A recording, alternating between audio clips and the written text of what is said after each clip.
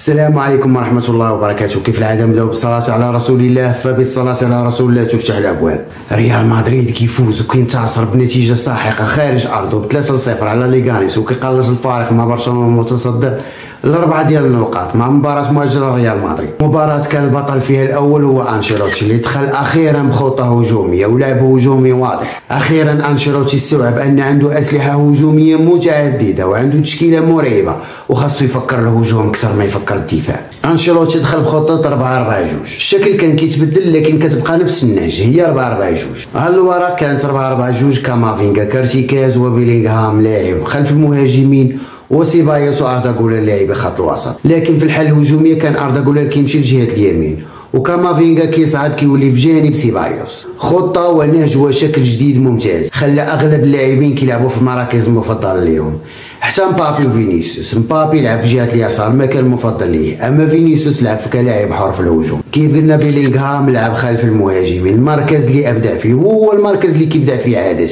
وبيلينغهام كان محتاج يسجل. المباراة اللي قبل اللي سجل فيها هدف اثرت لي ايجابيا على المستوى ديالو. اليوم قدم مباراة رائعة وسجل هدف، ولكن ما كانش كيدخل كثيرا لمنطقة الجزاء. كان اعتقد ان تعليمات من انشيلوتي باش يعطي اريحية اكثر لمبابي وفينيسيوس. اردا غولر هذه الجوهرة الرائعة اللي كان دافنها انشيلوتي منذ بداية الموسم احيا الجهه اليمنى بمساعده من الرائع فالفيردي. الجهه اليمنى اللي كانت ميته تماما اللي كان كيلعب فيها رودريغو او فاسكيز. اردا غولر صنع 2 ديال الفرص وقام ب4 ديال المراوغات صحيحه و4 ديال التسديدات، 3 منهم على المرمى. بالنسبه لخط الوسط، اول مباراه ريال مدريد في هذا الموسم كيكون وسط ميدان متكامل ومتجانس، لاعبين مهاريين كامافينغا وسيبايوس ما كيستسلموش للضغط وكيوجدوا حلول اثناء الضغط، وبيناتهم تفاهم. اللي كيساعدك باش يساند الهجوم الاخر كيقدم ليه حمايه دفاعيه. قدموا مباراه جميله دفاعيا وهجوميا. بالنسبه لمبابي مازال يبحث عن نفسه، سجل هدف ولكن ضيع فرصه خطيره. ولكن انا متاكد ان مبابي مع المباريات ولا استمر انشيلوتي بهذا النهج واستمر مبابي كيلعب في المكان ديالو المفضل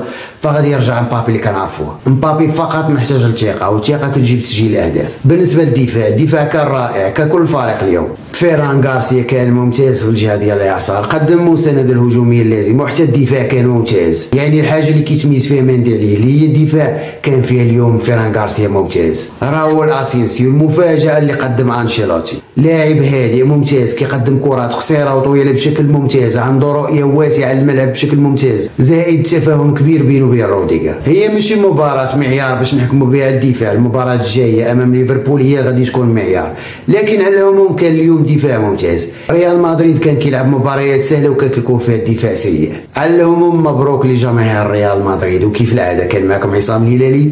والا كنت كتشاهدنا من اليوتيوب نتمنى تدعمني بلايك وباشتراك، اما اللي كنت كتشاهدنا من الفيسبوك فمتابعه باش تشوف فيديوهات قادمه.